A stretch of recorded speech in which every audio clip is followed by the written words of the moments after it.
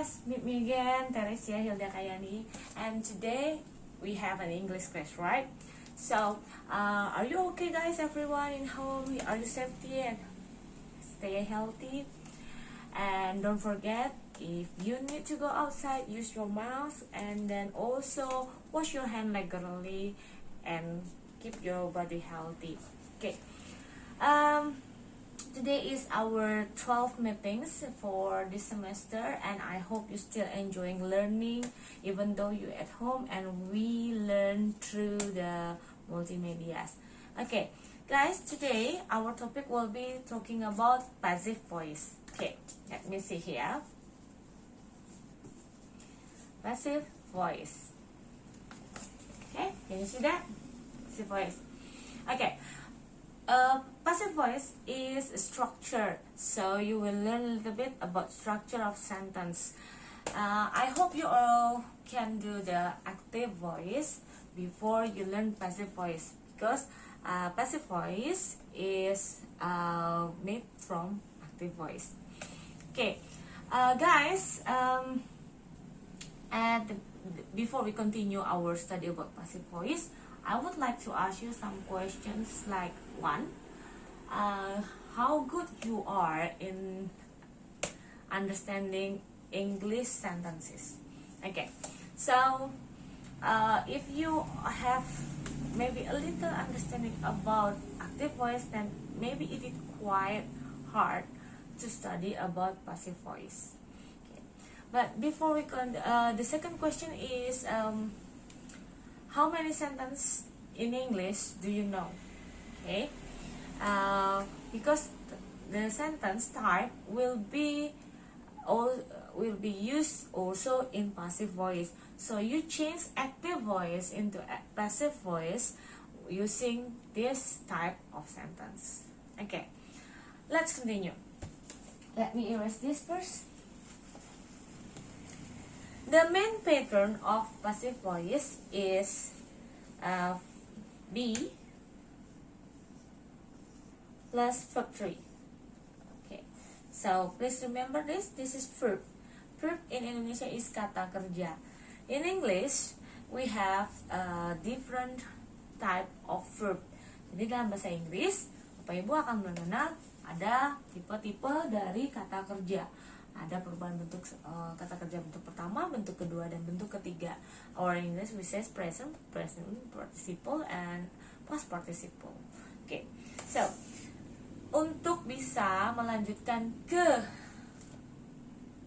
pembelajaran passive voice, maka karena pola dasarnya adalah be tambah verb 3, maka Bapak Ibu atau ada di kita harus bisa paham verb 1, verb 2, verb 3. Oke, verb, perubahan verb itu ada yang irregular,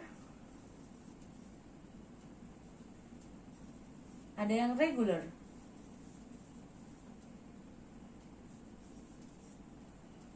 Oke, so contohnya yang irregular, eat, ate, eaten, artinya makan. 1, verb 2, verb 3. Sedangkan kalau yang regular, contohnya jump, jump, jump, jump. Kita menambahkan ed.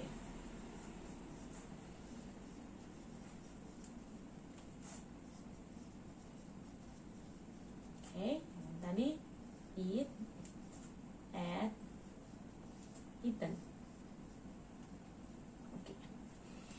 Okay. So guys, do you know? You understand, right? Before we continue, you need to understand this. So, silakan bagi yang mungkin belum memahami untuk verb 1, verb 2 atau belum hafal, boleh nanti disiapkan bersama dengan kamusnya atau perubahan kata kerja itu yang reguler. Nah, kata kerja juga harus tahu ya, kata kerja adalah apa, kemudian kata kerja itu apa saja contohnya. Oke, kita lanjutin ya. Pertanyaan yang soal yang berikut adalah, apakah Anda tahu kapan kita menggunakan passive voice, atau kenapa sih kita harus pakai passive voice? Oke. Sebenarnya passive voice sama active voice itu kapan pakainya ya? Sebenarnya sama saja sih. Artinya kalau dalam bahasa Indonesia itu me dengan di. Contohnya ibu menggoreng ikan. Kalau kalimat pasifnya, ikan digoreng oleh ibu. Oke, jadi kalau di bahasa Indonesia itu sederhana sih, merubah imbuhan me menjadi di. Oke, kita lanjutin ya. Sekarang bagaimana sih contohnya tadi, ibu menggoreng ikan ya. Kenapa kita pakai passive voice, ikan digoreng ibu?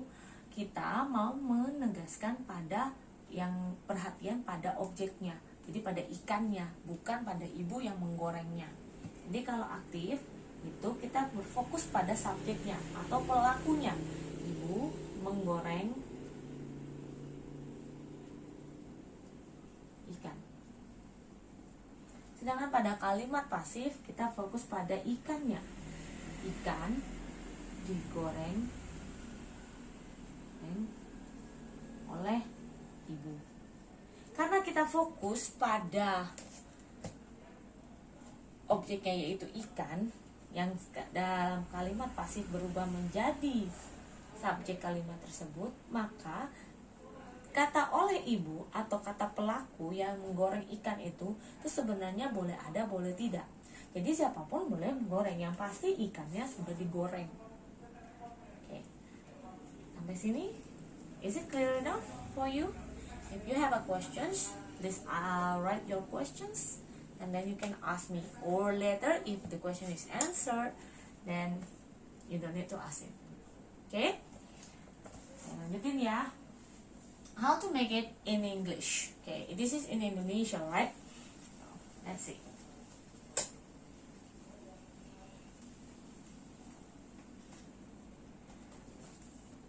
All right. We says that my mother, so my mother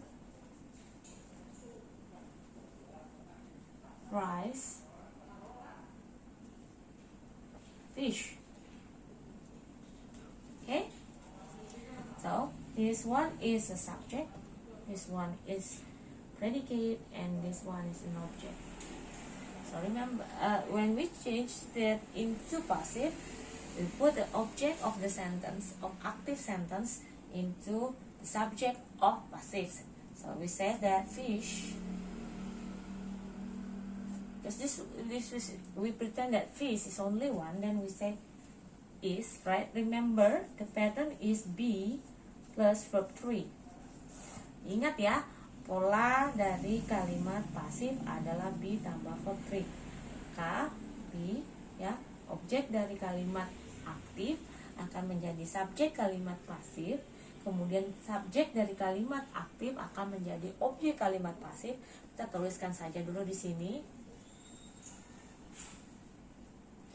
Don't forget to add by, because the subject is already moved to an object, right?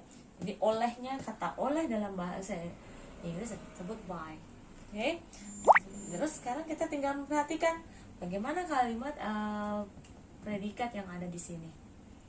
See, my mother fries fish.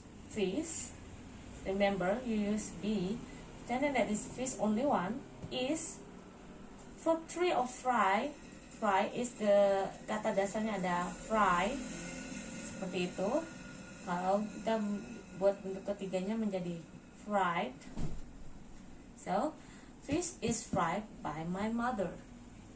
Okay, so far so good? Yeah. Okay, let's continue. So, not all the active sentence could be changed into passive.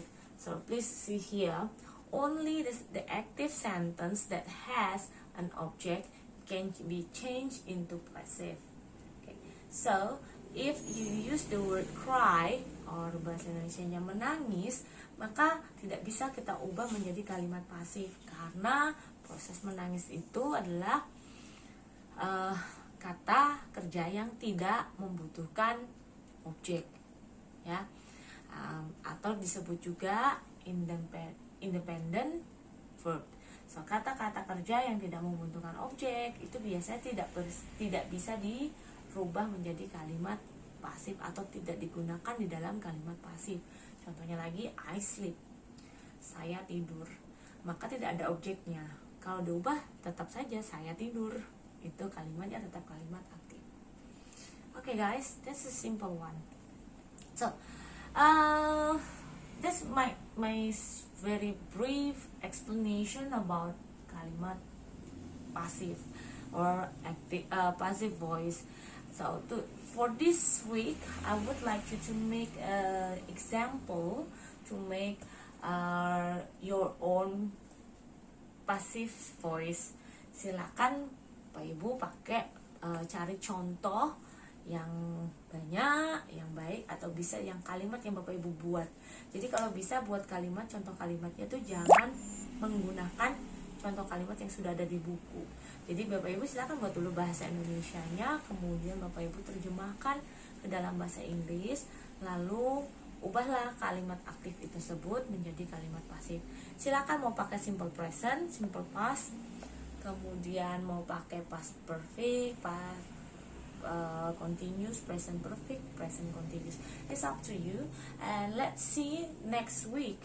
Then I will try to catch up some examples, to catch some your examples that you've given to me in your class, and then I'll try to make the example like this, and then put it what is your fault or your mistakes, and then if we fix it together. Or maybe you have a question to be asked, is okay, you can ask in a group. Yeah, don't ask me directly to my number, but please ask me through the group.